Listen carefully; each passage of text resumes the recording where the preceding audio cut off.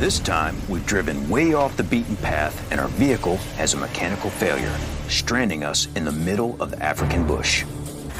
I got crossbar, and I've got half bottle of water. But I've got a full bottle of water. Canteens, that is a wonderful thing. Something to carry water is a precious thing. I got insect screen, I've got a grill, we got an overfill bottle for the radiator that can carry water, and we got this little pan that this battery's sitting in, something we might be able to cook in or boil water.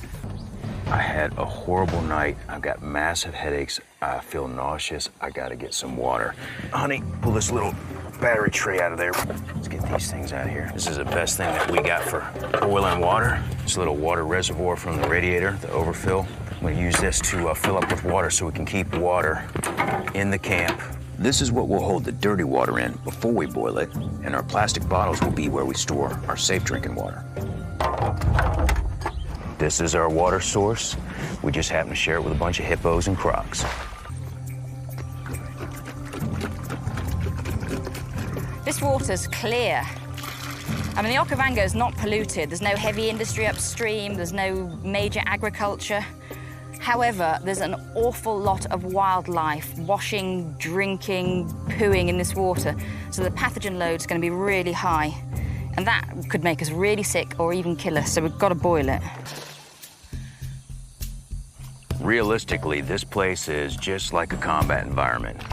We're not in very deep water, and it may seem like we're being a little bit overcautious, but the bottom line is there are things out here that can come up and kill us any second, very quickly. So far, we've set up camp, made fire, and survived a pretty rough first night. Now we're gonna boil up some water from the nearby lake so we can make it safe to drink. Nothing is more important in this life than that right there.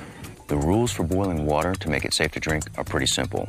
If you can, let it come to a rolling boil for 5 minutes.